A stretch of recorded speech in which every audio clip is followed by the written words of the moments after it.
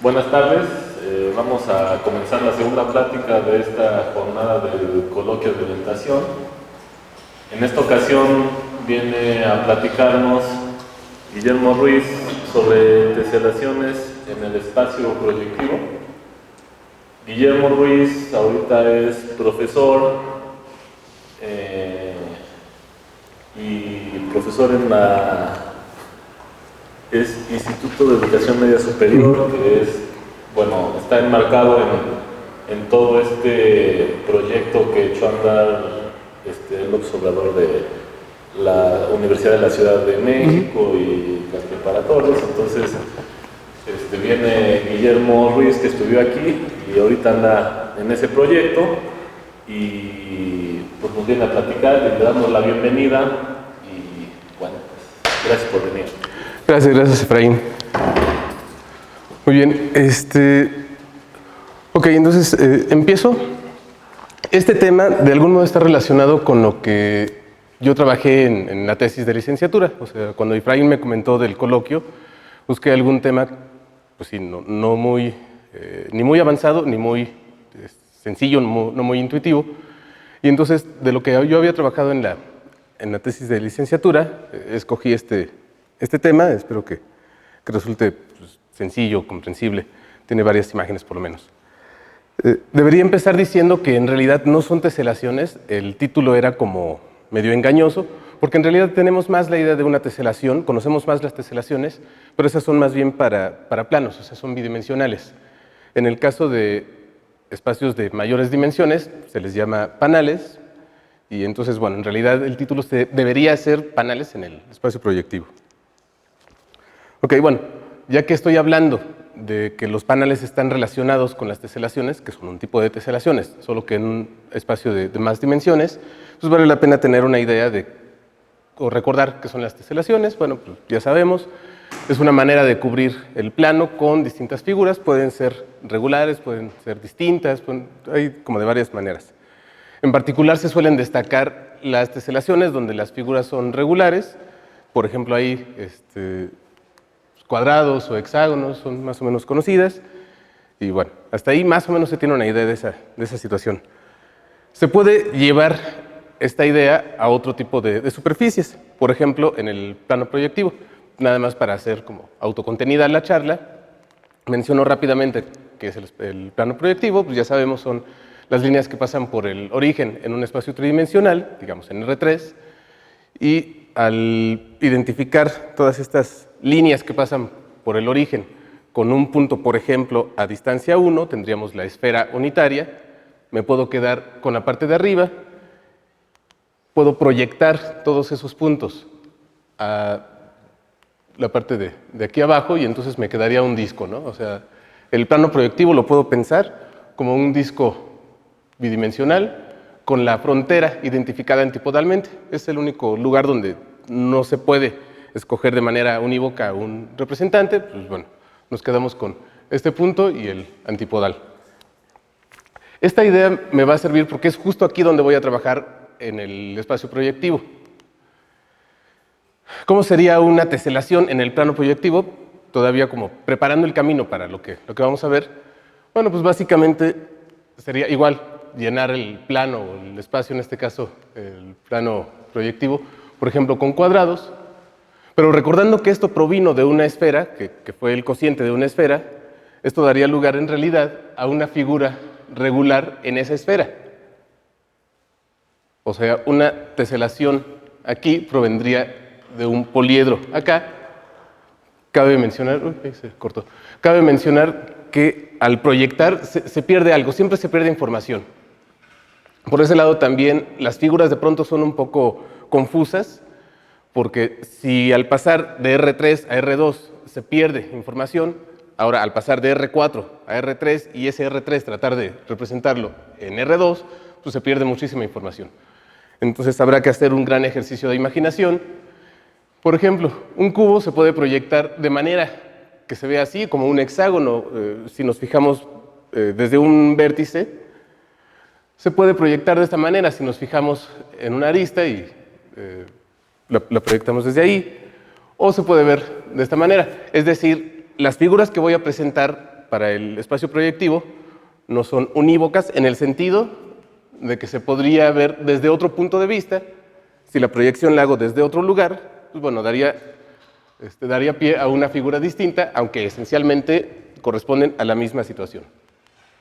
Ok, entonces, repito, nada más para hacer un poco autocontenida esta charla, valdría la pena relacionar lo que serían las teselaciones en el plano proyectivo con sus correspondientes figuras en la esfera.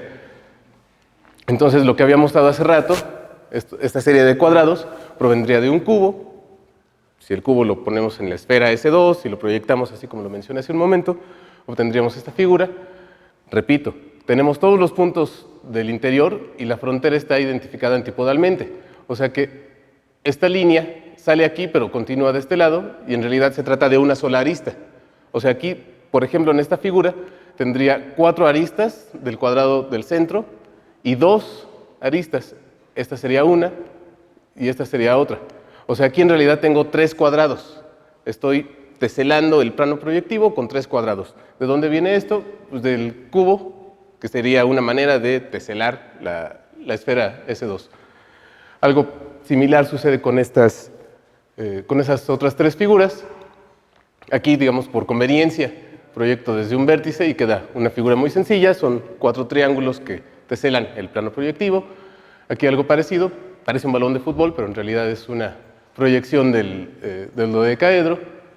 Aquí algo parecido para el icosaedro, proyectando desde un vértice.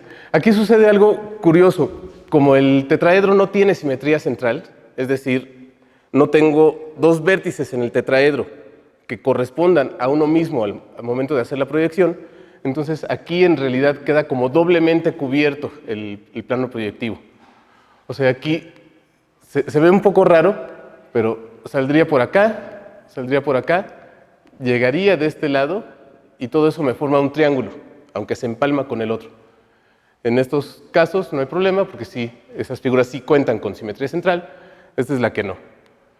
Entonces, una teselación del plano proyectivo proviene de un poliedro regular en R3, una teselación regular.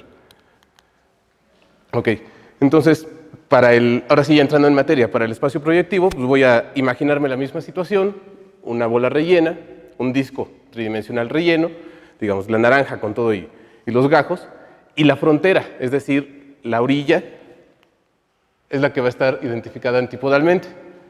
Este va a ser mi modelo ahorita para trabajar el espacio proyectivo. Hay un isomorfismo entre todas las rotaciones tridimensionales y los puntos del espacio proyectivo. Y es muy sencillo visualizarla. Simplemente si me paro en el origen, distingo una dirección que va a ser justamente el eje respecto del cual voy a rotar. Y avanzo, alejándome del origen, avanzo justo la medida del ángulo que voy a rotar, pues entonces voy cubriendo todos los puntos interiores para todos los ángulos. Y justo en la frontera sería como llegar a 180 grados, a pi, y para atrás, pues también. O sea, pi y menos pi corresponden a la misma rotación, pues es un medio giro, y en este modelo, pues este punto acá en la frontera y este punto en la frontera corresponden al mismo punto, es justo lo que habíamos mencionado hace rato, que la frontera es la que estaba identificada antipodalmente, y todos los puntos interiores pues son rotaciones por ángulos menores a pi. Entonces, se puede establecer un isomorfismo aquí, bueno, un homeomorfismo, entre todas las rotaciones tridimensionales y los puntos del espacio proyectivo. Entonces, si ya estoy asociando rotaciones con puntos en el espacio proyectivo, lo que yo sepa de rotaciones me dará lugar a conjuntos peculiares en el espacio proyectivo. Por ejemplo, pues justo lo que planteamos ahí, grupos finitos de rotaciones darán lugar a configuraciones de puntos en el espacio proyectivo. Pues entonces analicemos cuáles son los grupos finitos de rotaciones. El más sencillo sería el grupo cíclico. Por ejemplo, para una pirámide, pues puedo empezar a girarla. Una pirámide, estoy considerando que su base es un polígono regular. Entonces, una pirámide recta, la puedo ir girando, manteniendo fijo el ápice, y entonces las n rotaciones que tendría para la base son justamente estos elementos. Aquí estoy pensando que rho a la n es la identidad, y entonces son todas las posibilidades aquí para rotar esta figura. Ok, entonces, para empezar tengo ahí toda una familia de grupos finitos, porque, pues bueno, estoy hablando de grupos cíclicos. La pirámide puede tener base cuadrangular, pentagonal, triangular. Entonces ahí en realidad hablo de una familia de grupos. Otra figura, y que también dará lugar a toda una familia de grupos finitos, serían los prismas. Esos ya me dan la oportunidad, aparte de las rotaciones de hace rato, de las mismas n, asumiendo que es un prisma sobre una base regular, aparte de esas ya puedo voltear la parte de arriba con la tapa de abajo, y entonces puedo ir combinando. Aquí puse algunos de los ejes de rotación. Este sería uno, se le puede asociar la n del polígono base, y estos serían ejes de índice 2, porque lo que hacen es intercambiar la tapa de arriba con la tapa de abajo. Entonces aquí tengo dos tipos de rotaciones, las que preservan la tapa de arriba y las que, aparte de girar, intercambian la de arriba con la de abajo. Bueno, pues ese grupo se le llama diédrico, pues por tener dos caras, y me da el doble de puntos. En el caso anterior tenía solo un eje, y en este caso sí ya tengo varios ejes, como apuntando en distintas direcciones. Ok, ¿qué otros grupos finitos hay? Bueno, pues si agarro un tetraedro, lo puedo girar. Estoy hablando de rotaciones, entonces lo puedo girar de muchas maneras. Básicamente, el grupo de rotaciones del tetraedro es el grupo alternante A4, de permutaciones pares de 4 elementos, porque no puedo intercambiar nada más dos vértices. Entonces, en realidad son permutaciones pares. Bueno, pues de esas hay 12. Ahí estoy ilustrando algunos de los ejes. Y aquí están descritas las permutaciones de los vértices del tetraedro. Y bueno, entonces tenemos aquí 12 elementos. Otra vez, hay que hacer notar el ángulo respecto del eje que está girando. El ángulo nos dirá la longitud en el espacio proyectivo, la longitud hacia el centro, y pues bueno, que también hay ejes que apuntan en distintas direcciones. Podríamos entonces ubicar ejes que salen de los vértices y ejes que salen del punto medio de las aristas opuestas. Ok, otro grupo finito, grupo de rotaciones ya sea de un cubo o de un octaedro, son figuras duales. Entonces, en cualquiera de los dos casos voy a obtener la misma estructura. Puedo imaginarme las diagonales de un cubo, ahí están enumeradas, y entonces cualquier rotación del cubo va a intercambiar las diagonales. Aquí sí puede darse el caso de que dos diagonales se intercambien y las otras se mantengan fijas. Por ejemplo, la 1 y la 2 podrían intercambiarse si agarro un eje que salga de aquí, pase por acá, entonces se intercambiaría estas dos diagonales, mientras que estas dos se mantendrían, darían un giro de 180 grados o de pi, y quedarían invariantes como diagonales, como rectas. ¿Cuántas rotaciones hay para el cubo? Es isomorfo el grupo al grupo simétrico de 4 elementos, justo por la idea de las diagonales. Entonces pues tenemos 24 elementos de distintos órdenes cada una de esas rotaciones.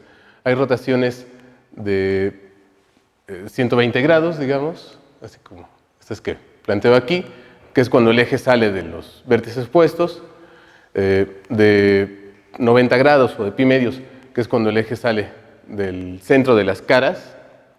De esas tenemos 6, por cierto. Esta lista de todas las rotaciones dará lugar, insisto, a una configuración de puntos. Por eso es que vale la pena tener una idea de cuántos elementos hay en cada grupo.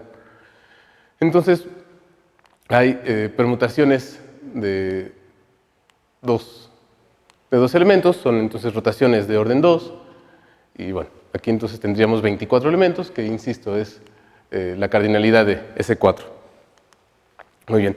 Siguiente figura, un icosaedro o un dodecaedro, y lo mismo, podríamos fijarnos en las formas en que se puede girar. Se puede girar respecto de un eje que salga del centro de las caras, respecto de un eje que salga del vértice y que pase por el vértice opuesto, o punto medio de una arista y que pase por la arista opuesta.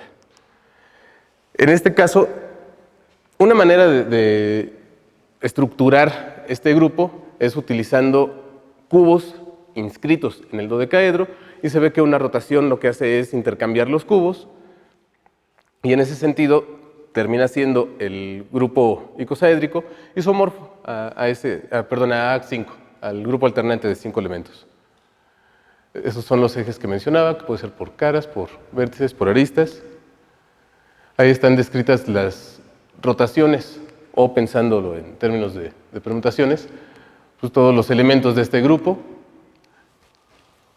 Aquí están los ángulos que gira cada una de estas rotaciones, y que, insisto, nos dará lugar a una configuración de puntos en el espacio proyectivo. Ok. Aquí está una especie de resumen de lo que trabajamos. Yo hasta ahorita nada más he exhibido algunos grupos, y sería necesario demostrar que esta lista es exhaustiva. Eso se puede hacer. Al final, en la bibliografía, puse algunos trabajos de Coxeter, y ahí está precisamente. Se puede ubicar un punto correspondiente a la rotación en la esfera, otro punto correspondiente a otra rotación, y ver cómo las imágenes de un punto respecto de la rotación y las combinaciones dan lugar finalmente a una configuración regular en la esfera, y como se tiene que los poliedros regulares son nada más 5, pues resulta que los grupos finitos de rotaciones son justo los que hemos planteado. O sea, sí es exhaustiva esta lista de grupos. Muy bien. Pues bueno, entonces ahora sí. ¿Y cómo se ven estas cosas en el espacio proyectivo? Muy bien, pues empezamos. El cíclico habíamos dicho que era un eje, y respecto de él, rotaciones. Entonces, la identidad sería el centro de la esfera, y de ahí pues voy dando pasos en la misma dirección, dependiendo de cuántas rotaciones haya tenido el grupo cíclico. O sea, son n puntos. Si n es par, entonces llego a la frontera y tendré 2 puntos equivalentes. Si n es impar, pues serán todos puntos interiores. Entonces, bueno, ahí está planteado. Sería como una línea con varios puntos equidistantes en realidad. Diédrico. Bueno, pues teníamos las mismas rotaciones de hace rato, o sea, otra vez una línea en el centro con varios puntos espaciados, y como también teníamos rotaciones que intercambiaban la parte de arriba con la parte de abajo, y esas son rotaciones de 180 grados, son puntos, bueno, corresponderían a puntos en la frontera, tantos como la n del polígono base del prisma que mencionábamos. Entonces aquí sería una línea central con n puntos equidistantes, y aquí sobre el círculo máximo, digamos, ortogonal al eje que estábamos trabajando para estas rotaciones, pues aquí también puntos equidistantes que corresponden a las rotaciones por 180 grados. De aquí vale la pena destacar el diédrico de orden 4, que incluso se puede asociar con cuaternios. O sea, las multiplicaciones de I, J, K, 1 menos 1, dan lugar a esto. O sería como Z2 cruz Z2 en realidad. Ubicando los puntos correspondientes, pues obtenemos aquí ya un primer panal, una primera teselación. Estoy partiendo el espacio proyectivo en figuras congruentes. Resultan ser tetraedros, y son 8, pues como en los octantes cuando trabajamos en geometría analítica, en R3. Bueno, pues ubicamos los ejes, y entonces ahí queda dividido. Tendríamos aquí 8 tetraedros.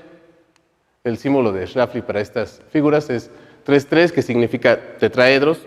Están formados por triángulos. En cada vértice, llegan 3 de estos triángulos, y en este caso el 4 significa que respecto de una arista hay 4 tetraedros. Entonces, bueno, nuestro primer panal sería este. Repito lo que había mencionado al inicio, de que dependiendo de la proyección se podría ver de un modo distinto el panal, pero esencialmente es el mismo. O sea, yo podría acomodar esto de tal manera que no haya un punto en el centro. Si multiplico por alguna otra rotación, pues nada más se mueven los puntos, pero de todas maneras tendría 8 tetraedros, recordando que en la esfera, que en la frontera tengo identificados antipodalmente los puntos. Ok. Habíamos trabajado con cíclicos, diédricos, el tetraédrico. Ok, ese cómo se vería. Aquí ya empiezan un poco a complicarse las cosas porque ya tenemos distintos ejes. Los casos anteriores eran muy simples. Aquí entonces tenemos la identidad, tenemos 8 rotaciones por un ángulo de 120 grados, tenemos 6 puntos en la frontera, es decir, 3 puntos para rotaciones por 180 grados. ¿Y por qué salen así? Si recuerdan, en el tetraedro yo podía agarrar un eje que pasara por un vértice y por el centro de la cara opuesta. De ahí podía girar, pues, digamos, 120 grados, o me puedo ir del otro lado y girar otros 120 grados. Eso es lo que da lugar a estos puntos azules. Este punto representaría entonces una rotación por 120 grados, así moviendo mi mano como desatornillando algo. Este punto significaría lo mismo, pero del otro lado. O sea, viéndolo por abajo y giro también 120 grados, desatornillando algo. Y así como ese eje que pasaba por un vértice y por la cara opuesta, pues tengo otros 3, que serían entonces pues, los puntos restantes. O sea, las rotaciones por 120 grados me dan una configuración como de un cubo dentro del espacio proyectivo. Además, cuando unía los centros de aristas opuestas, lo que podía hacer era girar 180 grados, pues esos son los que corresponden a estos puntos, arriba, abajo, enfrente, atrás, derecha, izquierda. Y entonces ahí, aunque en principio puede ser un poco complicado verlo, tengo, así de momento se ven, o se pueden ver 6 octaedros pegados. Uno ahí arriba, por ejemplo, otro aquí abajo, uno a la derecha, a la izquierda, uno para enfrente, uno para atrás. Pero aparte de esos, y recordando que estoy en el espacio proyectivo, puedo formar con esta parte y esta parte de acá otro tetraedro. O sea, aparte de los 6 que ya tenía, si de aquí me fijo en este punto, que equivale a este punto, que equivale a estos 2 y estos 2 de acá, que sería como partir así a la mitad el octaedro, entonces tendría otro octaedro, aquí la mitad, aquí la otra mitad, y eso es para un par de aristas. Entonces, si con esta arista y esta de acá puedo construir otro octaedro, para esta y esta de acá sería otro, en fin, de las 12 aristas de un cubo normal, estoy utilizando por pares, o sea que tendría otros 6 octaedros, y en total son 12 octaedros para el espacio proyectivo. Y eso a partir de los puntos del grupo tetraédrico. Repito, si multiplico, si empujo un poco los puntos, la configuración podría moverse, pero esencialmente siguen siendo 12 octaedros congruentes y que al pegarlos me llenan el espacio proyectivo.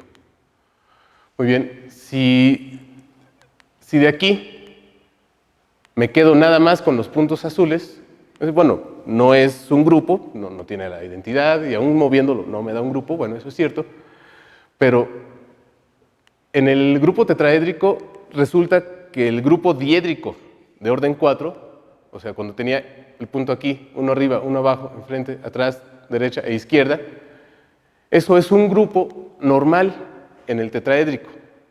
Siendo normal, da lugar a otras 2 clases laterales. Bueno, me quedo con esas 2 clases laterales y lo que consigo son los vértices de lo equivalente al hipercubo. O sea, ahora tendría aquí, ¿qué cuántos son? 1, 2, 3, 4 cubos, otra vez llenando el espacio proyectivo. Uno en el centro, otro que sería hacia acá arriba, pero recordando que esta línea corresponde a una de por acá, la mitad de arriba se pega con la de abajo, la mitad de la izquierda se pega con la de la derecha, la mitad de enfrente se pega con la de atrás, Y tengo entonces 4 cubos dividiendo al espacio proyectivo.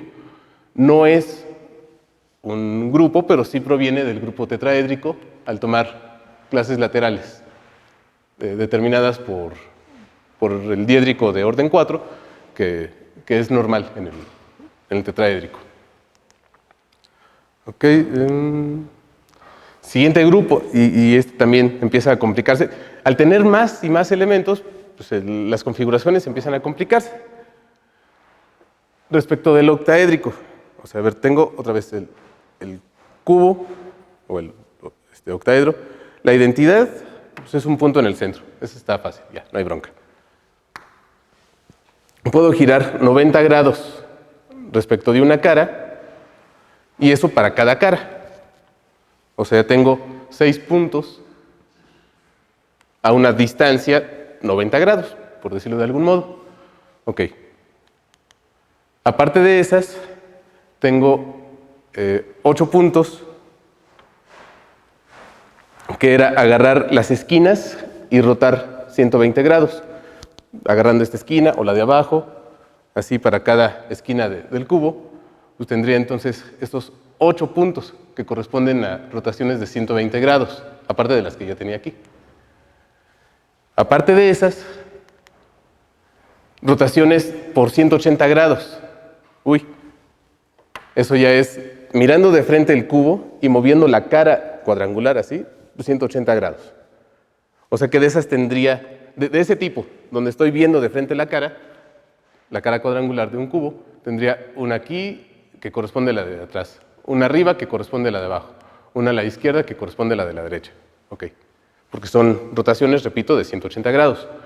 Y también, si me fijo en las aristas opuestas del cubo, lo puedo girar otra vez 180 grados.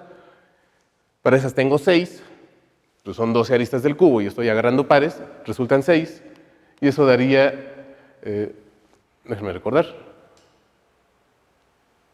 esas son las de arriba, esta es de aquí en medio, esta. Entonces ahora tengo 9 rotaciones a distancia, digamos, 180 grados. Pues ahí está todo junto.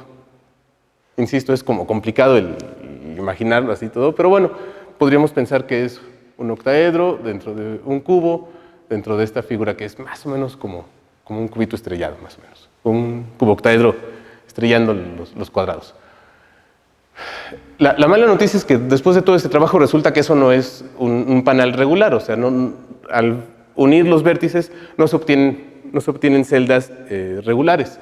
Sin embargo, pues como el grupo tetraédrico es isomorfo, perdón, el octaédrico es isomorfo al simétrico de 4 elementos, a S4, y el tetraédrico es isomorfo al alternante de 4 elementos, entonces otra vez tengo que este es normal en este, índice 2, o sea que con todos estos puntos no obtengo, eso es cierto, no obtengo un panel regular, pero si me quedo con la mitad, ese ya lo hemos visto hace ratito, sí, obtenía los octaedros de hace rato. Y con la contraparte, con la clase lateral, que resulta aquí, tendría otro panel, digamos como intersectados los dos.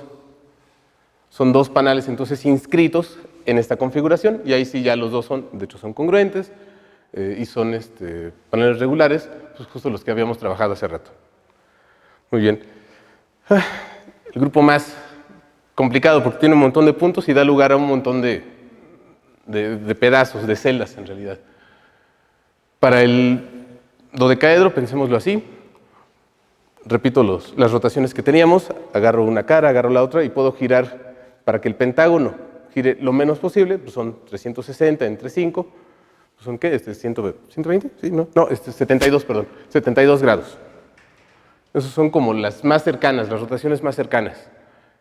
Bueno, de esas tengo una por cada cara, entonces son 12.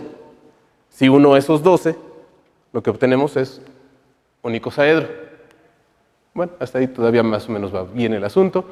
Si unimos esos puntos con la identidad, es decir, con el centro del espacio proyectivo, obtenemos tetraedros. Entonces, hasta este momento, pues tengo 20 tetraedros pegados que me dan un icosaedro. Y estas corresponden a las rotaciones más pequeñas, las de orden 5. Bueno, las de 72 grados.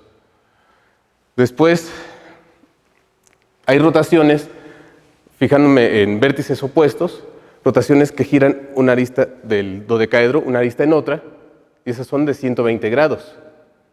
Entonces me voy alejando de la identidad, encuentro las primeras, que eran esas de 72 grados, después las de 120 grados. De esas, como estoy identificando vértices opuestos del dodecaedro, de los 20, no, ¿cuántos tiene el dodecaedro? No, sí, 20.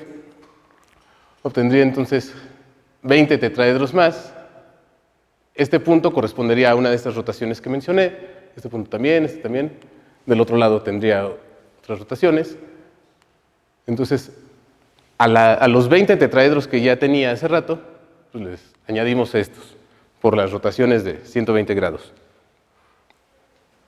Si en la figura anterior uno estas puntas, quedaría una figura así, pues me da 30 tetraedros extra.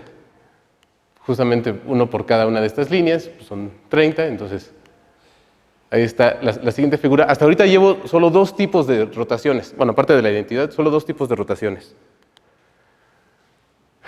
Siguientes rotaciones, otra vez fijando caras opuestas, pero en lugar de llevar un vértice al inmediato, pues ahora dos. Entonces sería de los 360 entre 5 y luego otra vez, o sea, 720 entre 5. ¿Cuánto de eso? 144, ¿no? Creo. Entonces, o pues, para decirlo más decentemente, 4 piquintos serían otra vez 12 de esas, otra vez como un icosaedro. O sea, pues me da 60 tetraedros más. Seguimos ya en la orilla, cuando intercambiaba las aristas, así, fijando el centro de las aristas opuestas. Esas eran de 180 grados, o sea, son las que están en la frontera, pero es unir aristas opuestas. Había 30, entonces me daría lugar a 15 rotaciones de este tipo. 15 rotaciones están en la frontera de la esfera, esta que estoy pensando como espacio proyectivo, y si de ahí empiezo a unir, empiezan a salir más y más tetraedros. Si sigo uniendo aquí los vértices, sigo obteniendo más y más tetraedros. Aquí esto es un hueco, entonces lo puedo rellenar y obtengo más tetraedros. Estos son también huecos, es como una carpa, pero hacia adentro. Y los puntos que estaban aquí, estos puntitos, ya están en la frontera. Entonces, lo que me falta de aquí hacia arriba sigue por aquí abajo y lo podría rellenar. Ahí está un esquematizado, o sea, sería lo que falta por la derecha, digamos, lo puedo rellenar con el hueco de la izquierda y me da lugar entonces a otros 5 tetraedros en esa parte.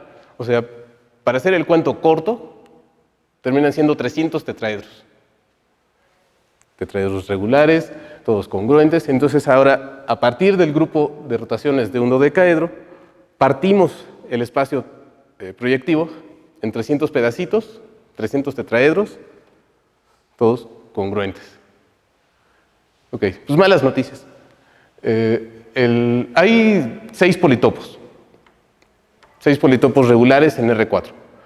Ahorita de algún modo hemos relacionado algunos paneles con algunos de esos politopos. Este politopo, el 533, no tiene un equivalente en el espacio proyectivo proveniente de un grupo de rotaciones. Si fuera así, tendríamos 300 vértices, deberíamos tener 300 rotaciones, pero habíamos agotado la lista de grupos finitos, y ahí el único que podría tener 300, o bueno, los dos únicos, eran cíclico y diédrico, pero habíamos visto que uno era como una cadena de canicas, y que el otro era como una pirinola, y pues ninguno de esos me da lugar a figuras así de tipo dodecaédricas. Entonces, este politopo, pues no, lamentablemente no tiene una estructura de grupo al pensar en los puntos en el espacio proyectivo. Bueno, lo podríamos obtener a partir de los centros de las celdas del anterior, o sea, por dualidad, pues es que lo podríamos obtener. Si agarro de cada tetraedro el centro y los empiezo a unir, bueno, pues entonces me quedaría, por ejemplo, cuando empezamos de la identidad y las primeras 12 rotaciones, las que eran por el ángulo de 72 grados, si agarro los centros, pues obtendría aquí un dodecaedro, y como eso se repite hacia todos lados, pues ya saldrían así otros dodecaedros para otros lados. Y otro panal que proviene de un politopo y que no corresponde a un grupo finito es el que correspondería al simplejo, al cuatrosimplejo, digamos. Ese es, bueno, si el tresimplejo es agarrar un triángulo y agarrar un punto fuera, y eso me da un tetraedro, en 4 dimensiones es agarrar un tetraedro, un punto fuera de ese espacio tridimensional, así como sea que se lo imaginen, y de ahí hacia los 4 puntos. Entonces, esa figura que estoy representando aquí, insisto, si de R4 a R3 se pierde, de R3 a R2 se pierde más, entonces, pues decir que ese es un dibujo fiel, pues es absurdo, pero es una manera de representar el cuatrosimplejo. Con 1, 2, 3, 4, 5 aquí adentro, 5 vértices, estaría esto formado por 4 tetraedros, si no me equivoco. No, 5 tetraedros, perdón. Y bueno, entonces al tener 5 vértices, pues mismo problema.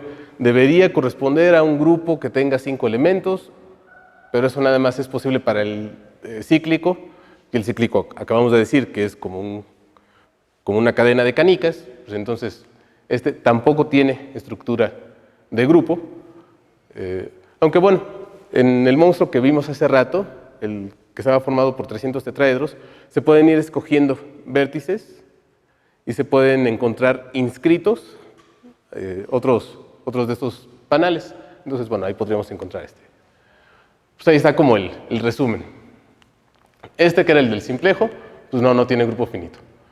Este fue como el más fácil, es el que correspondía a los 8 octantes y corresponde al diédrico de orden 4. Este que correspondería como al hipercubo se obtuvo no directamente con un grupo, sino con clases laterales del diédrico de orden 4 en el tetraédrico, me faltó ponerle subíndice, de orden 12. Este que eran los octaedros pegados así uno arriba, uno abajo, enfrente, atrás, derecha, izquierda, y esas cosas raras que sale por un lado y llegaba por el otro, correspondería, ese sí, de manera decente, al grupo tetraédrico. Este que fue el monstruo de los 300 tetraedros, correspondería al grupo icosaédrico, y este que es el dual, pues bueno, no tiene grupo finito asociado, pero se puede conseguir, insisto, por dualidad. Ok, bueno, pues ahí está más o menos la bibliografía. Esto yo lo estuve trabajando con Rolly hace varios años, cuando hice mi tesis de licenciatura, y fue algo muy padre porque conjuntaba varias áreas que a mí me llamaban mucho la atención. Me gustaban mucho los grupos, me gustaba el álgebra, bueno, me sigue gustando el álgebra, en particular los grupos, las acciones, cómo se ven las cosas algebraicas, y también los espacios proyectivos me llamaban mucho la atención. Me parecía mágico esto de salir por un lado y llegar por el otro. Entonces, estos libros, en particular los de Coxeter, reúnen estos ingredientes, entremezclan estas cosas. En el libro de Riesz también, de hecho aquí se habla de geometría euclidiana, después proyectiva, hiperbólica, es un libro muy bonito. Este libro yo lo llevé aquí en un seminario de geometría. Libros de álgebra superior, pues también es una de las materias que se deben ver. Ahorita incluso ya hay una materia, geometría avanzada, donde llevan un libro de Ana Irene y de Pepe Seade, que también, así como en el Riesz, pues ven geometrías no euclidianas desde un punto de vista tanto topológico como algebraico. Son libros muy bonitos. Entonces, por ejemplo, para este tipo de cosas, se podrían trabajar esos libros o esos cursos, y pues mi recomendación es que hagan geometría. Gracias.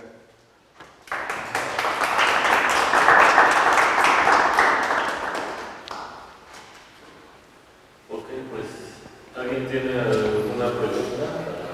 ¿Memo? Bueno, mientras se animan, yo así, haciendo una recapitulación, por ejemplo, a los estudiantes que les haya gustado el asunto de ver panales, bueno, pues existe aquí en las tres esferas, en el plano proyectivo. ¿Qué les recomiendas llevar de optativas, por ejemplo, Insisto, está un grupo un curso de geometría avanzada, donde se ven geometrías no euclidianas. Yo recomendaría llevar álgebra moderna. Creo que los grupos actúan por todos lados y en particular en la geometría tienen efectos, para mi gusto, sorprendentes. Esta idea de formar espacios cocientes, de agarrar un grupo discreto y entonces hacer ahí ciertos pegados, me parece, pues, insisto, mágico. Por eso decía, pues yo sugeriría cursos de álgebra, cursos de geometría, cursos de topología también, que de pronto nos tenemos que esperar hasta terminar la carrera o ya en la maestría para ver algunas cosas topológicas que desde el inicio se podrían ver. Algunas cosas son intuitivas y se podrían trabajar. Yo sí sugeriría que pusieran topología como obligatoria, pero bueno. Entonces, pues sí, yo recomendaría, insisto, cursos de álgebra, geometría avanzada, seminarios de geometría, topología, es lo que se me ocurre ahorita. ¿Alguna otra pregunta?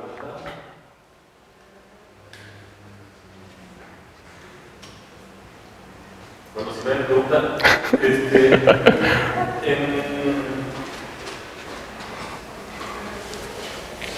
cuando haces, o sea, consideras ciertas simetrías, bueno, lo puedes ver en la esfera o en el proyectivo, ¿has considerado los posibles espacios que resultan de hacer cociente de este grupo? O sea, porque a veces pueden salir variedades, a veces pueden salir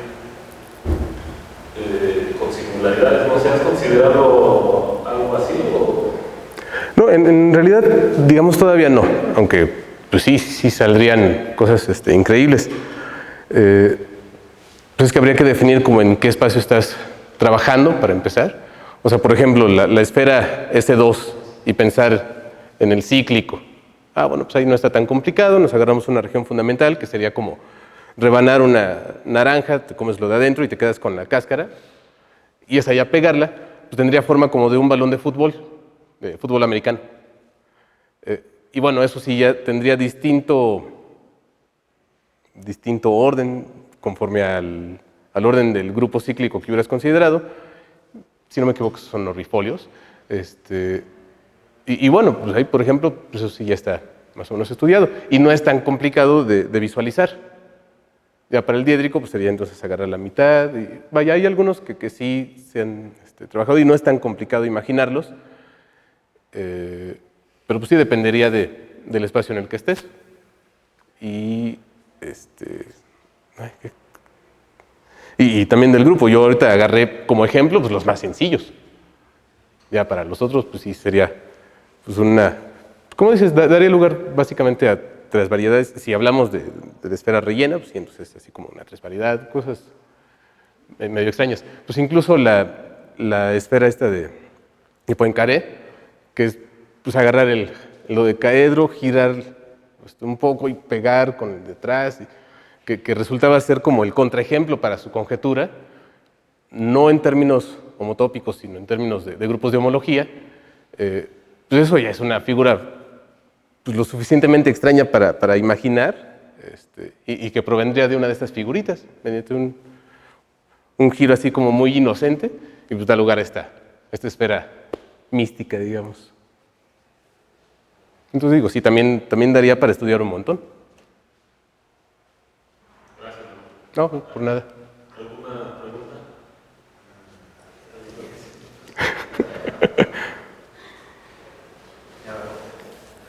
Los paneles que se empiezan a formar, estos hielos regulares, tienen la misma característica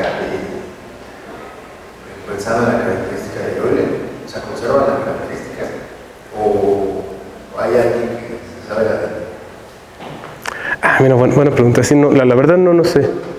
Sí, habría que aventarse ahí un poco de cuentas.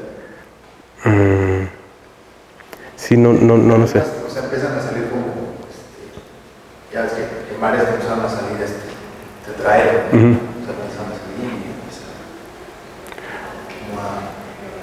como a tecer, bueno, precisamente a tecerarse, ¿no? Sí. No sé si conservan. Sí, podría aventurar ahorita una respuesta, a reserva de revisarlo con calma después. Como estos paneles provienen de politopos regulares en la esfera, en S3, pues entonces sí tendrían todos esta misma característica, pues la correspondiente a S3, porque de algún modo esos politopos en S3 serían como triangulaciones.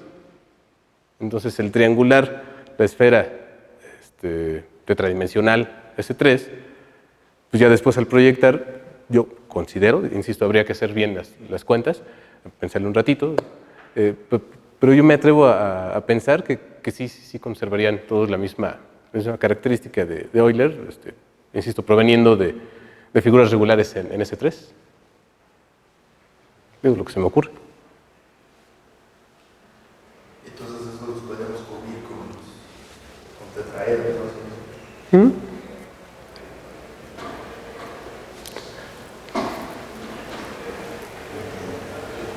¿Alguien más tiene preguntas?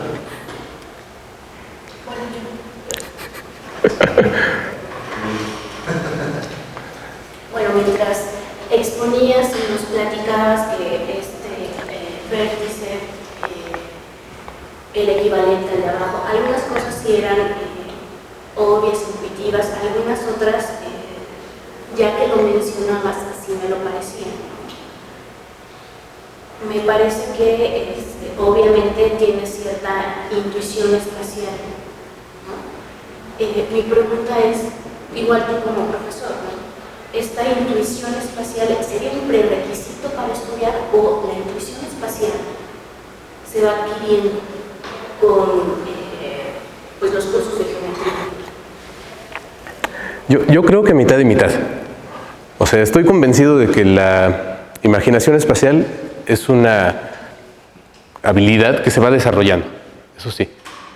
Pero también desde el inicio vale la pena tener como cierto gusto.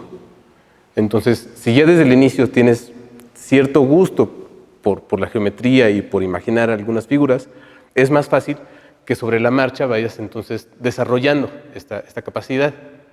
Si desde el inicio tienes problemas para imaginar las cosas, va a ser más bien tortuoso el camino. Ay, si con problemas me imagino esto, ahora tener que imaginarme los 300 tetraedros, no. Entonces, creo que sí vale la pena tener desde el inicio cierto gusto, pero sí me parece que se puede desarrollar, o sea, que trabajándolo bien. Ahorita mis figuras fueron planas, pero con figuras tridimensionales, con palillos, con popotes, con globos, por ejemplo, para ver esta idea de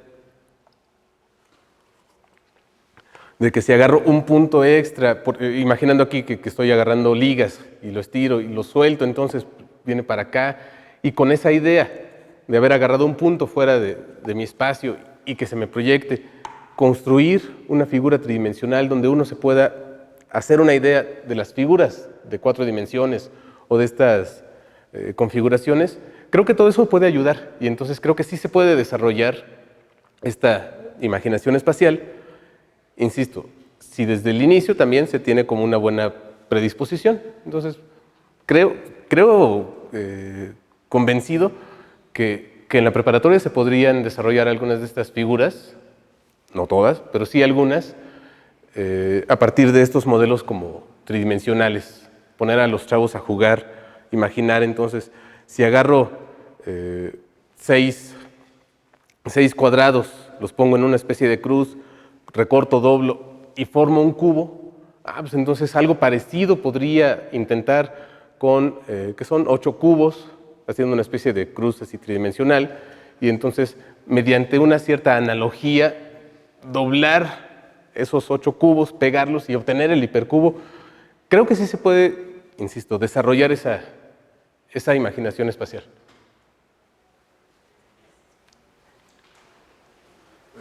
Y ya, Sí, dime. normalmente Ahora sí que lo has contado, porque por ejemplo pienso que tienes esta parte instintiva de la geometría y ahora justamente, o sea, tu charla, ahora ya estamos pensando en conceptos contemporáneos de álgebra, o sea, de grupos,